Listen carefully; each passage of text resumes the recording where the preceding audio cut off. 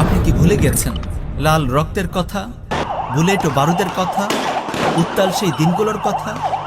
হ্যাঁ, আমরা শাপলার কথা বলছি, 5 মের হত্যাকাণ্ডের কথা বলছি, আমরা 2013 সালের সেই বর্বর গণহত্যার কথা বলছি। অন্য সবাই ভুলে গেলেও কোনো নবীপ্রেমিক মুমিনকে ভুলতে পারে সেই কালো রাতের কথা? চোখ বন্ধ করলেই তার চোখে ভেসে ওঠে এক ঝাঁক ভয়ঙ্কর দৃশ্য। সারি সারি গাড়িতে চড়ে আসা হায়নার দল, মাটিতে বসে পজিশন নেয়া এক পাল হিংস্র নেকড়ে, ডিভাইডারে চাপাতি ধার দিল আওয়ামী ক্যাডার। মরণাস্ত্র হাতে ঝাঁক বেঁধে নিরীহ মুমিন শিকারে এগিয়ে যাচ্ছে একদল পিচাস। তারপর তানগর নিরীহ নিরস্ত্র ইবাদতরত আলিম, তালিবে ইলম ও নবীপ্রেমিক জনতার উপর ঝাঁপিয়ে পড়ল ওরা। অন্ধকারে হায়নাদের আগ্নেয়াস্ত্রগুলো গর্জন করে উঠল একটানা। রাজপথে কাতরালো কত মুমিন, রক্তের ওপর গড়াগড়ি খেল মুসলিম তরুণ। কাটা মুরগির মতো ছটফট করল আলিমের গুলিবিদ্ধ শরীর, রক্তে ভেসে গেল রাস্তা। হায়নাগুলো সাপের মতো পিটিয়ে মারল তালিবে ইলমদের, গুলিবিদ্ধ লাশের ওপর চলল নৃত্য। শোনা গেল আহত মুমিনের গোঙানি, গাড়িতে তোলা হলো লাশ। বর্বর এই দৃশ্যগুলো যখন মুমিনের স্মৃতিতে জেগে ওঠে, রাগে ক্ষোভে শোকে সে পাগল হয়ে যায়। মনের অজান্তেই মুষ্টিবদ্ধ হয়ে যায় তার হাত। শাপলার খনি তাগুত সরকার চেষ্টা করেছে কমিশনারদের পানিতে তার রক্তাক্ত হাত ধুয়ে ফেলতে। দাজ্জাল মিডিয়া চেষ্টা করেছে শাপলাকে মিথ্যার চাদরে ধামাচাপা দিতে। আর গাদ্দারগুলো বারবার চেষ্টা করেছে আমাদের স্মৃতি থেকে শাপলাকে মুছে দিতে।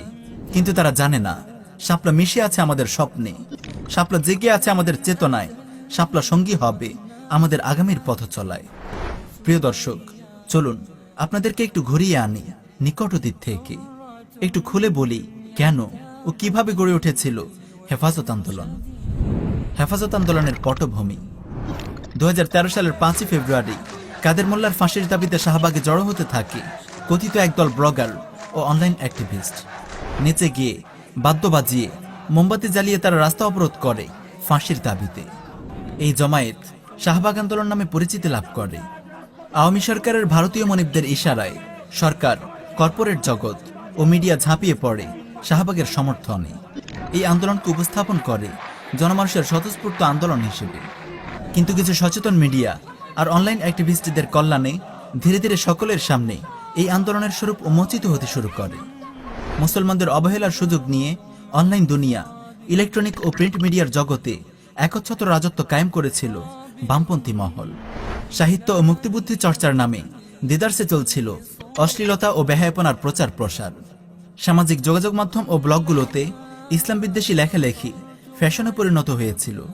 উদ্যত্তের সকল সীমা ছাড়িয়ে গিয়েছিল ইসলাম বিদ্বেষী নাস্তিকেরা। আল্লাহ ও তার রাসূল সাল্লাল্লাহু আলাইহি ওয়াসাল্লামকে নিয়েও কটূক্তি ও ব্যঙ্গবিদ্রূপ শুরু করেছিল এই নাস্তিকেরা। এমন ধৃষ্টতাপূর্ণ মন্তব্য স্মরণকালের ইতিহাসে কোনো কাফেরও করেছে কিনা আমাদের জানা নেই। ফেরাউন, নমরুদ, আবু জেহেল, আবু লাহাব, উতবা সাইবারাও আল্লাহ তার রাসূলের ব্যাপারে এমন গোস্তাকি করার সাহস করেনি। এই সকল নাস্তিক ব্লগার ও বামপন্থীরাই যখন গণজাগরণ মঞ্চের নেতৃত্বের ভূমিকা অবতীর্ণ হয়, তখন মুসলমানদের সামনে এই আন্দোলনের মুখোশ খুলে যায়। নাস্তিকদের এমন আস্ফালনে ক্ষুব্ধ হয়ে ওঠে বাংলার তৌহিদি জনতা। হেফাজতে ইসলামের ব্যানারে ক্রমশ সংগঠিত হতে থাকে জনমত। বিভিন্ন জায়গায় নাস্তিকদের ফাঁসির দাবিতে সমাবেশ ও মিছিল হতে থাকে। 6 এপ্রিল অনুষ্ঠিত হয় রাজধানী ঢাকা অভিমুখে স্মরণকালের বৃহত্তম লং মার্চ। মতিঝিলের শাপলা চত্বরে লং মার্চ পরবর্তী সমাবেশ জনসমুদ্রের রূপ নেয়। ধারণা করা হয় এতে অংশগ্রহণ করেছিল প্রায় 30 লক্ষ নবীপ্রেমিক জনতা। এই সমাবেশেই ঘোষণা করা হয় 13 দফা দাবি। কিন্তু নাস্তিক্যবাদী তাগুত সরকার জনগণের এই দাবির প্রতি কর্ণপাত করেনি, বরং প্রতিটি সুযোগে তার মুসলমানদের উপর হামলে পড়ে এবং এই ইমানি আন্দোলনকে বানচাল করার চেষ্টা করেছে। অন্যদিকে শাহবাগী নাস্তিক ও শাতিম রাসূলদের পুলিশ পাহারা দিয়েছে, তাদেরকে বিরিয়ানি আর পানীয় সংগ্রহ করেছে। ফলে তাওহিদি জনতার সঙ্গে তাগুত সরকারের সংঘাত অনিবার্য হয়ে পড়ে। প্রিয় দর্শক, এই আন্দোলন কতদূর গড়িয়েছিল, অবশেষে কি হয়েছিল এই আন্দোলনের পরিণতি? চলুন সংক্ষেপে লং মার্চ পরবর্তী ঘটনা প্রবাহের ওপর আলোকপাত করা যাক। লং মার্চ পরবর্তী ঘটনা প্রবাহ ও শাপলা চত্বরের গণহত্যা। লং মার্চ পরবর্তী সমাবেশ থেকে সরকারকে আলটিমেটাম দেয়া হয় 30 এপ্রিলের মধ্যে যদি 13 দফা দাবি মেনে নেওয়া না হয় তাহলে 5 মে ঢাকা অবরোধ করা হবে। এপ্রিল মাস জুড়ে দেশের 64 জেলায় হেফাজতের ব্যানারে অনুষ্ঠিত হতে থাকে বিশাল বিশাল সমাবেশ ও বিক্ষোভ মিছিল, সংগঠিত হতে থাকে জনমত, জনতা প্রস্তুতি নিতে থাকে ঢাকা অবরোধের। অবশেষে বিদায় নেয় আন্দোলন মুখর এপ্রিল, আর পা পা করে এগিয়ে আসে সেই উত্তাল মে। 5 মে পুরো দেশ থেকে জনতার ঢল নামে ঢাকা অভিমুখে। ঢাকার প্রবেশ মুখের 6টি পয়েন্টে অবস্থান নেয় নবীপ্রেমিক জনতা। দুপুরের দিকে রহস্যময়ভাবে অবরোধ ছেড়ে শাপলা চত্বরের সমাবেশের ঘোষণা দেয়া হয়। শাপলা চত্বরের দিকে রওনা হয় দলে দলে জনতা। প্রতিমধ্যে তাদের উপর আক্রমণ করে পুলিশ আওয়ামী ক্যাডাররা। পুলিশের বুলেটে ঝরে পড়ে 4-5টি তাজা প্রাণ। তবুও সব বাধা বিপত্তি পেরিয়ে অবশেষে শাপলা চত্বরে অনুষ্ঠিত হয় স্মরণকালের বৃহত্তম মহাসমাবেশ। সমাবেশ থেকে হঠাৎ ঘোষণা করা হয় অবস্থান কর্মসূচি। ধারণা করা হয় এসব আকস্মিক সিদ্ধান্তের পেছনে কলকাঠি নাড়ছিল হেফাজতের ভেতর লুকিয়ে থাকে কিছু গাদ্দার। তাওহিদি জনতার রক্তে নিজেদের রাজনৈতিক উচ্চাভিলাষ ও ক্যারিয়ারের খেতে পানি দিতে চেয়েছিল এই গাদ্দারেরা। এই ধারণার পেছনে শক্তিশালী বেশ কিছু কারণ আছে যা পর্যবেক্ষকদের কাছে অজানা নয়। আল্লাহ তাআলাই ভালো জানেন প্রকৃত ঘটনা কি। তবে এখানে গাদ্দারদের পরিচয় স্পষ্ট করা না হলেও পরবর্তী ঘটনা প্রবাহ আপনাদের সামনে খুলে দেবে গাদ্দারদের কালো মুখোশ। তাগুতের পাঁচাটা যে গোলাম, যেই মৌলবী শাহবাগী নাস্তিকদের সঙ্গে একাত্মতা ঘোষণা করেছিল এবং কথিত 1 লক্ষ আলেমের জালিয়াতি ফতোয়া বের করেছিল, তার পরিচয় নিশ্চয়ই আপনাদের সামনে স্পষ্ট করার দরকার নেই। তাই প্রিয় দর্শক, সামনে চলুন, আমরা আসল ঘটনার দিকে যাই।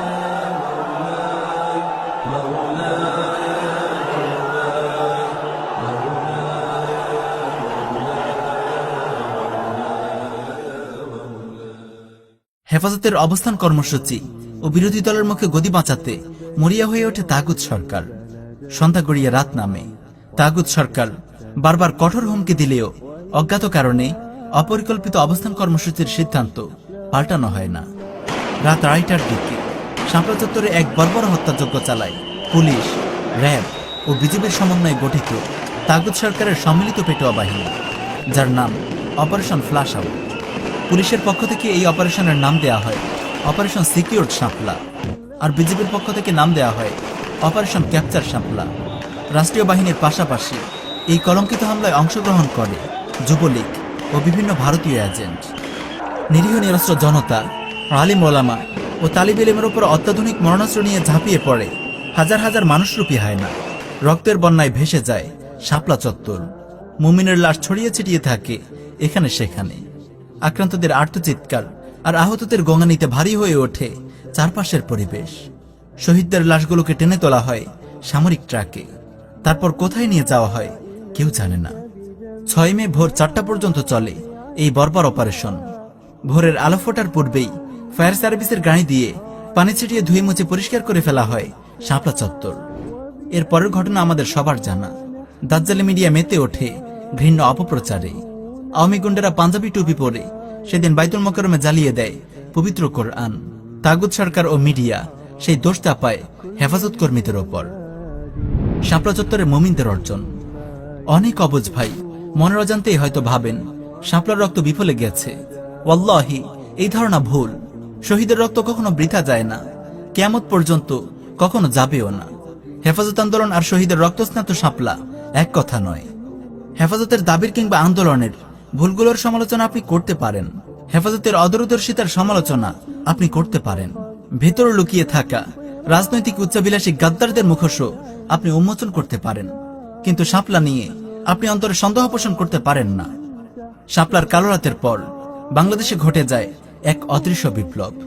জাহিলিয়াতের অন্ধকারে মগ্ন হয়ে থাকা অনেক তরুণকে ধাক্কা দিয়ে জাগিয়ে তোলে শাপলা চত্বর।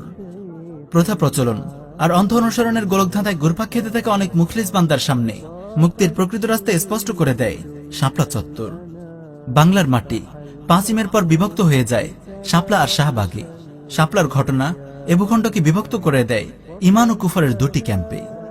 একদিকে তাওহীদ ও নবী প্রেম, আর অন্যদিকে চেতনাবাজি আর নবীর অবমাননা। একদিকে ইসলাম ও শরিয়ার ভালোবাসা, আর অন্যদিকে সেকুলারিজম ও গণতন্ত্রের ভালোবাসা। একদিকে ইসলাম ও মুসলিম পরিচয়, অন্যদিকে কলকাতা থেকে ধার করে আনা বাঙালিয়ানা আর হিন্দুয়ানি সংস্কৃতি।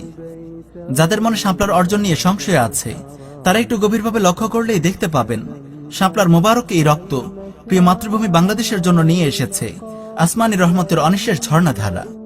কিশোর তরুণ, তালিবে ইলম, আলিম ওলামা, আজ সবার হৃদয়ে ইরদাদ ও জিহাদের এই অবিনাশী চেতনা কোথা থেকে এলো? কিভাবে সৃষ্টি হলো ইরদাদ ও জিহাদমুখী এই অপ্রতিরোধ স্রোত? কেন শত অপপ্রচার, হুমকি ধমকি, অপব্যাখ্যা আর অযাচিত মুরব্বিগিরি করে গিয়েও এই স্রোতকে ঠেকানো যাচ্ছে না? সুহাদায়ে শাপলার এই রক্ত ইরদাদ ও জিহাদের জন্য বাংলার ভূমিকে কতটা উর্বর করে তুলেছে তা কি আপনি দেখতে পাচ্ছেন না? সুহাদার রক্ত এমনই, যেখানে এই পবিত্র রক্ত ঝরবে সেখানেই ইরদাদ ও জিহাদের জন্য বিস্ময়করভাবে প্রস্তুত হয়ে উঠবে ভূমি। মনে রাখবেন, ইসলাম জিন্দা হোতা হে হর কারবালা কি বাদ। গণতান্ত্রিক আন্দোলন বনাম নববী চিকিৎসা। হেফাজতের 13 দফার সব দফা নিয়ে আমরা আজ বিশ্লেষণে যাব না। বাংলাদেশ সংবিধানের কুফরে নিয়ে আমরা আলাদা ডকুমেন্টারি নির্মাণ করব ইনশাআল্লাহ। তারপর বাংলাদেশে প্রচলিত ইসলামী আন্দোলনগুলোর যথার্থতা, শরিয়াহ ও বাস্তবতার আলোকে তুলে ধরা হবে ইনশাআল্লাহ। কিন্তু প্রিয় দর্শক, আপনাদের কাছে আমাদের প্রশ্ন, 13 দফার কোন একটি দফা কি বাস্তবায়িত হয়েছে? এত কোরবানি, এত রক্তের পর তাগুত সরকারের কাছ থেকে কি কোন একটি দাবি বাস্তবায়ন করানো গেছে? তাগুতের বেঁধে দেয়া বাক্সের ভেতরে নিয়মতান্ত্রিক পথে হেঁটে কি কোনো ফল এসেছে? তাগুত সরকার কি কোনো অবমাননাকারীর বিচার করেছে, নাকি নাস্তিক ব্লগারদের সরকারি খরচে নিরাপত্তা দিয়েছে? তাগুত সরকার কি কোন নাস্তিক ব্লগারকে উপযুক্ত শাস্তি দিয়েছে, নাকি শাপলার পরে গত 7 বছরে জেলখানাগুলো মুমিনদেরকে দিয়ে পূর্ণ করা হয়েছে? নবীর সম্মান রক্ষায় আন্তরিক আবেগ থেকে যে পথ বেছে নেওয়া হয়েছিল, সেই পথে কি নবীর সম্মান রক্ষা করা গেছে? যে তাগুত সরকারের কাছে অবমাননাকারীদের বিচারের দাবি করা হয়েছিল, সেই সরকারের প্রধান হাসিনা রাসূলুল্লাহ সাল্লাল্লাহু আলাইহি ওয়াসাল্লামকে নিয়ে জঘন্য কটূক্তি করা রাজীব ওরফে থাবা বাবাকে দ্বিতীয় মুক্তিযুদ্ধের প্রথম শহীদ বলে ঘোষণা করে। যে সংসদে আইন পাশের দাবি করা হয়, সেই সংসদে আল্লাহর রাসূলের অবমাননাকারীর মৃত্যুতে শোক প্রকাশ করা হয়। যে তাগুত সরকার নবী অবমাননাকারীদেরকে পুলিশি প্রহরায় নিরাপত্তা দেয় আর আন্দোলনরত নবীপ্রেমিক জনতাকে পাখির মতো গুলি করে হত্যা করে। যে তাগুত সরকার শাতেম রাসূলদেরকে শহীদ বলে, তাদের কাছে নবী অবমাননার বিচার চাইতে যাওয়া কতটুকু যৌক্তিক? তাগুতের কাছ থেকে অনুমতি নিয়ে, তাগুতের সীমারেখা মেনে তাগুতের বিরুদ্ধে এই আন্দোলন কি নির্বুদ্ধিতা নয়? যে কুফরি সংবিধান কোরআনকে পেছনে ছুড়ে ফেলেছে, সেই নাপাক সংবিধানের কাছে কোন মুসলমানের কি চাওয়া থাকতে পারে? এই প্রশ্নের উত্তর আপনারা সবাই জানেন। এই রাস্তায় হাঁটার ফলাফল কি তা আপনারা বুঝেন। এবার আমরা অন্য একটি রাস্তার দিকে তাকাই। ইসলামী শরিয়া নবী অবমাননাকারীদের জন্য সুস্পষ্ট বিধান দিয়েছে, শাতেম রাসূলকে যে যেখানে পায় সেখানেই হত্যা করবে। এটি উম্মতের উপর ফরজে কিফায়া, এর জন্য কারো অনুমতিরও দরকার নেই। সে রাসূলুল্লাহর অবমাননা করে নিজের নিরাপত্তা নিজেই বিঘ্নিত করে। শাতেম রাসূলদের জন্য হত্যার এই বিধান আজ নতুন নয়, রাসূলের যুগ থেকে চলে আসছে। রাসূলুল্লাহ সাল্লাল্লাহু আলাইহি ওয়াসাল্লাম কুখ্যাত শাতেম রাসূল কাব বিন আশরাফ ও আবু রাফিকে গুপ্ত হত্যার জন্য মুজাহিদ বাহিনী পাঠিয়েছিলেন। রাসূলুল্লাহর সরাসরি নির্দেশ ও নির্দেশনায় হযরত আব্দুল্লাহ বিন আতিক রাদিয়াল্লাহু আনহু ও তার দল শাতেম রাসূল আবু রাফিকে হত্যা করে। মুহাম্মদ বিন মাসলামা রাদিয়াল্লাহু আনহু ও তার দল শাতেম রাসূল কাব বিন আশরাফকে হত্যা করে ইসলামের ইতিহাসে অমর হয়ে আছেন।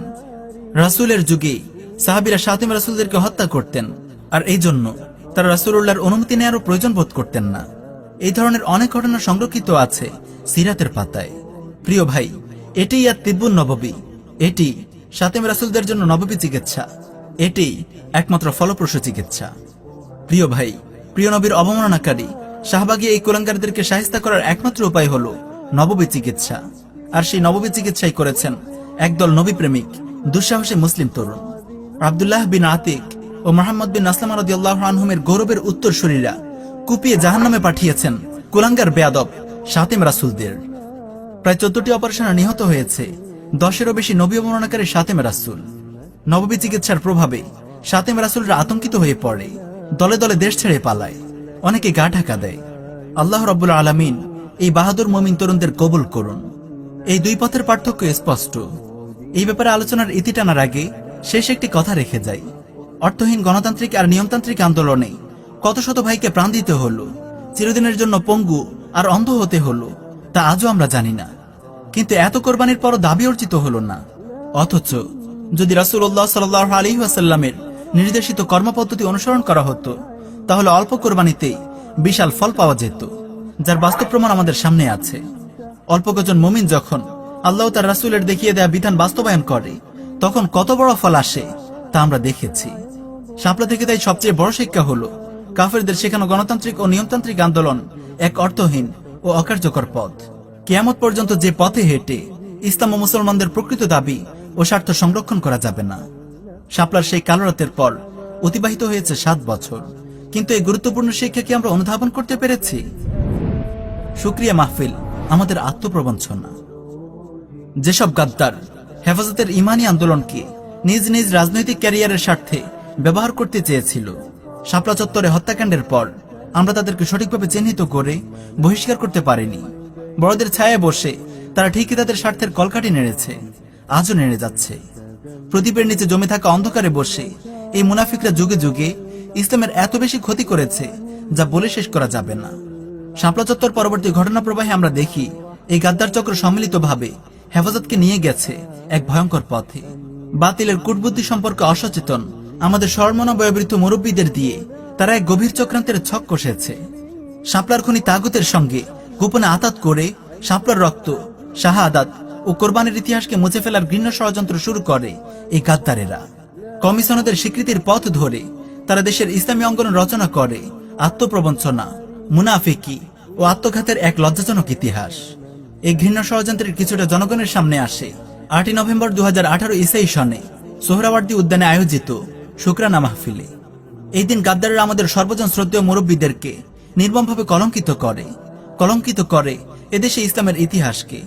আপনারা দেখেছেন গাদ্দাররা কিভাবে সেদিন গায়রতের জানাজা বের করেছিল। ইতিহাসের কলঙ্কের জন্য এতটুকুই যথেষ্ট ছিল যে শাপলার খনি একজন তাগুত ফাসেক বিপর্তা নারীর সঙ্গে আমরা একই মঞ্চে বসেছি। তবুও সেদিনের 2-1টি বক্তব্য আপনাদের শোনাই। আমাদের বেগায়রতি আর নির্লজ্জতা কোথায় গিয়ে পৌঁছেছে তার কিছু নমুনা দেখুন। তাগুত হাসিনার সামরিক সচিব মেজর জেনারেল মিয়া মোহাম্মদ জয়নাল আবেদিন সেদিন বলে, 5ই মে 2013 সালের 5ই মে সম্পর্কে অনেক মিথ্যাচার করা হয়েছে এবং বিভ্রান্ত ছড়ানো হয়েছে, এখনো হচ্ছে।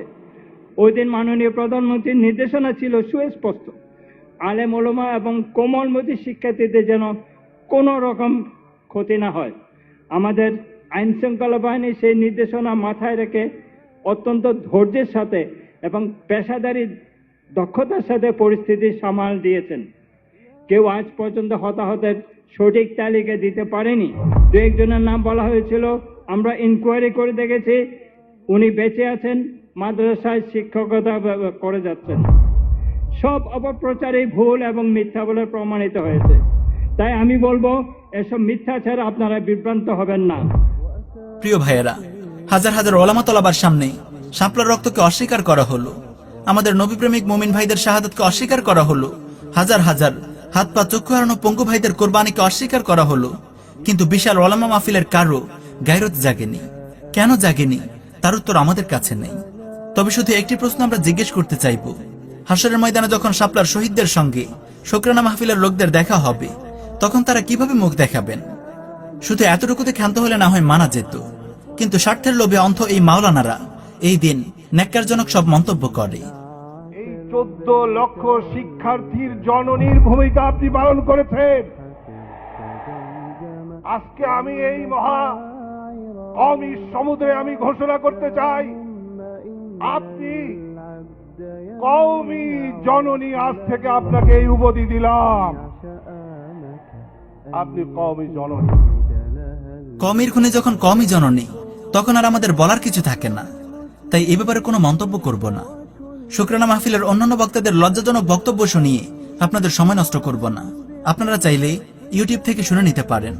তবে এতটুকু বলবো, গাদ্দার ও মুনাফিকদের এই সাফল্যে এবং শুকরানা মাহফিলের এই বেগায়রতি ও আত্মপ্রবঞ্চনা আমাদের হৃদয়ে রক্তক্ষরণ ঘটিয়েছে, আমাদেরকে কলঙ্কিত ও লজ্জিত করেছে। কওমি সনদ নিয়েও আপাতত কোনো মন্তব্য করতে চাই না। এর লাভ লোকসান আপনারা নিজের চোখে দেখেছেন, বেঁচে থাকলে আরো দেখবেন। আমাদের আহ্বান, তাগুতার গাদ্দাররা আমাদেরকে শাপলা চত্বরের কথা ভুলিয়ে দিতে চায়। মুমিন কখনো তার ভাইয়ের রক্তের কথা ভুলে না। শাপলা আমাদের হৃদয়ে প্রেরণার মিনার হয়ে বেঁচে থাকবে আজীবন। আমরা কখনো শাপলাকে ভুলে যাব না। ওয়াল্লাহি এই রক্তের প্রতিটি ফোঁটা আমাদের চোখের অশ্রু হয়ে ঝরবে যুগ যুগ ধরে। প্রিয় ভাই, আজও যদি এই তাগুত এবং এই গাদ্দারদেরকে আমরা দিনের পবিত্র অঙ্গন থেকে ঝেঁটিয়ে বিদায় করতে না পারি, তাহলে আমাদের সামনের দিনগুলো অনেক কঠিন হবে। আশ্চর্য হই, দিনের এত বড় ক্ষতি করেও এই গাদ্দাররা কিভাবে আজও টিকে আছে আমাদের উপর সওয়ার হয়ে। এরা কখনো থামবে না। এরা ততদিন এই গাদ্দারি করে যাবে যতদিন না আমাদের দুর্গগুলোর ওপর তারা কুফর জাতীয়তাবাদের ঘৃণ্য পতাকা উড়াবে, যতদিন না তারা আমাদের সিলেবাসে পাশ্চাত্য শিক্ষার নাপাক পরশ বোলাবে। তারা ততদিন গাদ্দারি করে যাবে যতদিন না আমাদের গলার রশিগুলো জড়ো করে তাগুতের হাতে তুলে দেবে। প্রিয় ভাইয়েরা, সবশেষে আমরা আপনাদেরকে আহ্বান জানাই তন্ত্রমন্ত্রের গোলকধাঁধা থেকে বেরিয়ে আসতে। গণতন্ত্র ও নিয়মতান্ত্রিকতার অর্থহীনতা অনুধাবন করুন। ওয়াল্লাহি, এই পদ্ধতি কোনোদিন আমাদের কোনো কাজে আসেনি আর আসবেও না। এই মানবরচিত আইন এবং শাসন ব্যবস্থার বিপরীতে বাংলার মানুষের সামনে তাওহীদ, ইসলামী শরিয়াহ প্রতিষ্ঠার দাবি তুলে ধরুন। তন্ত্রমন্ত্রের বলি ছুড়ে ফেলে মানুষকে শরিয়াহ ও শাহাদাতের স্লোগানে দীক্ষিত করুন। সেকুলারিজম ও গণতন্ত্রের জাহিলিয়াত ছেড়ে পরিপূর্ণ ইসলামের দিকে ফিরে আসুন এবং মানুষকে ডাকুন। আমরা আপনাদেরকে আহ্বান করি আল্লাহর নবীর দেখিয়ে দেয়া পথে হাঁটার জন্য, তার নববী মানহাজের অনুসরণের জন্য, তাওহীদ ও জিহাদের পথে হাঁটার জন্য এই জনপদের মানুষগুলোকে প্রস্তুত করার জন্য। কারণ এ পথেই রয়েছে সম্মান, মর্যাদা ও বিজয়। كوني سلاما أنت خالقها سلام